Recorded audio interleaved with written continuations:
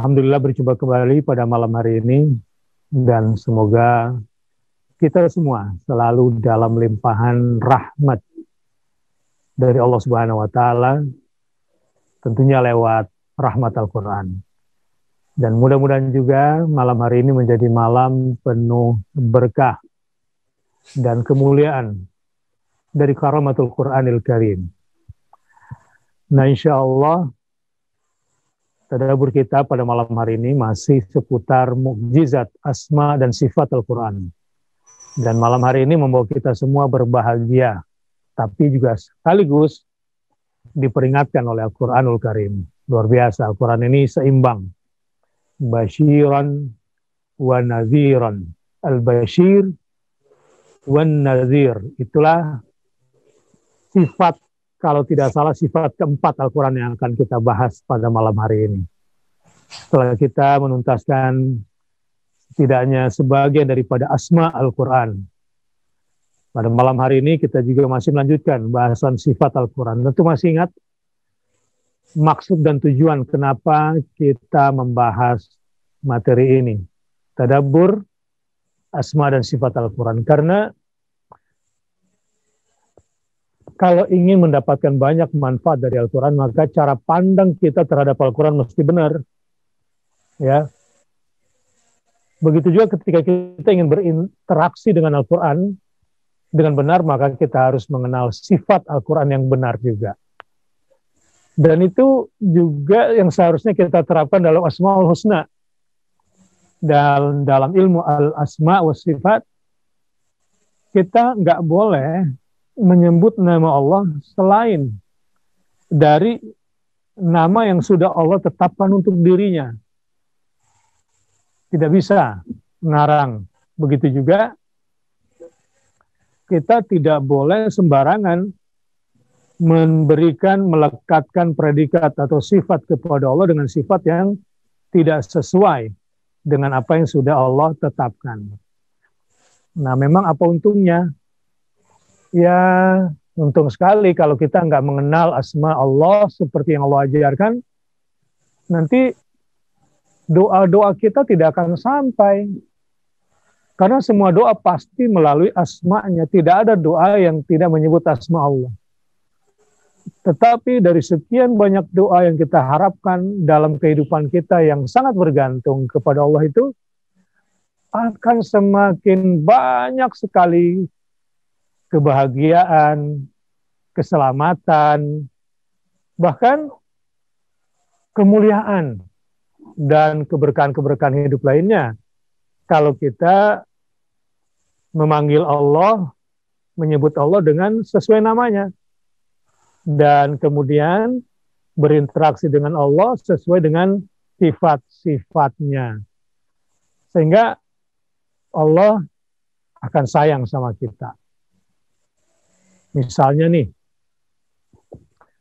kita ingin diampuni oleh Allah Subhanahu wa ta'ala, tapi kita nggak mengenal namanya.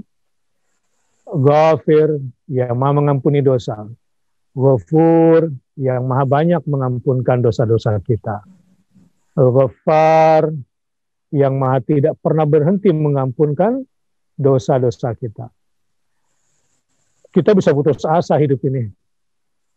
Ya, ingat nggak kisah penjahat yang sudah membunuh 99 orang akhirnya digenapkan menjadi 100. Karena tidak mengenal asma Allah yang maha pengampun. Ustaz Deden. Baik. Tadi setelah saya menggambarkan tentang pentingnya mengenal nama dan sifat Al-Quran. Dan saya kaitkan dengan Asmaul Husna dan sifat Allah Al-Aulia. Nah, kalau tambahan Ustaz Deden apa kira-kira pentingnya mempelajari nama dan sifat Al-Quran? Memang, silakan Ustaz Deden. Baik, memang nama dan sifat Al-Quran ini disebutkan di dalam Al-Quran. Oleh karena itu, ketika kita sedang menyelami makna di balik nama dan sifat Al-Quran, maka dengan itu pun kita sedang mendalami Al-Quran itu sendiri. Ayat-ayat Al-Quran turun khususnya di pembuka surah itu memperkenalkan Al-Quran dimulai dari namanya. Misalkan surah Al-Baqarah dimulai dengan Alif Lam Mim. Dzalikal kitabu la raiba fih.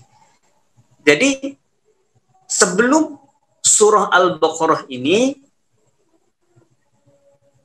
panjang mengurai dan menjelaskan hukum-hukum, menjelaskan hikmah-hikmah, menjelaskan mukjizat-mukjizat yang besar, panduan-panduan hidup. Maka sebelum ke situ, di pembuka surahnya diperkenalkan dulu tentang namanya, yaitu Alkitab. Kemudian juga misalkan surah Yasin, kita tahu Yasin wal Qur'anil Hakim, demi Al-Quran yang kokoh, yang penuh hikmah. Sebelum sampai akhir menceritakan hikmah, menceritakan tuntunan, menceritakan aturan, pelajaran, pengajaran, maka sebelum itu semua di awal surah dikasih tahu dulu, disebut dulu namanya dan juga sifatnya. Kenapa? Karena isi keseluruhan Al-Quran itu tercermin di dalam nama dan sifatnya itu. Oleh karena itu, ketika kita ingin memahami Al-Quran, ingin lebih dekat dengan Al-Quran, mentadabbur Al-Quran, maka kenali dulu namanya, kenali dulu sifatnya. Oleh karena itu, ternyata di balik nama dan sifat itu ada mukjizat yang luar biasa. Baik, Ustaz. Alhamdulillah. Bertambah lagi pengetahuan kita ya. Supaya Quran sebagai pusaka yang merupakan pusaka terbesar yang diwariskan oleh Nabi SAW. Bahkan kumpulan dari pusaka-pusaka nabi-nabi sebelumnya. Karena itu,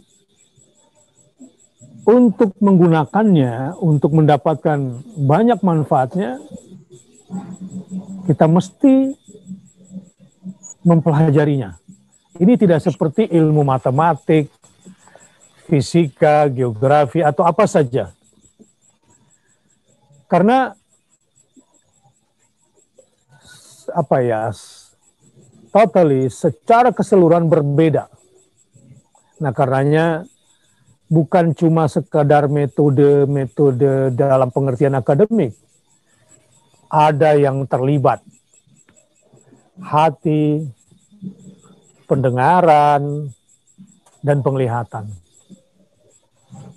Inna fi dzalika ladzikra liman kana lahu qalbun aw alqa sam'a wa huwa syahid.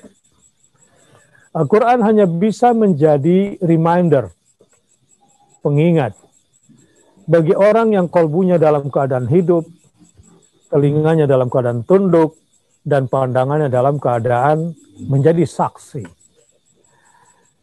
Nah, tanpa tiga organ penting untuk mendeteksi kemukjizatan Al-Quran ini, kita tidak akan pernah bisa mendapatkan zikra, banyak pelajaran dan pengajaran dari Al-Quranul Karim.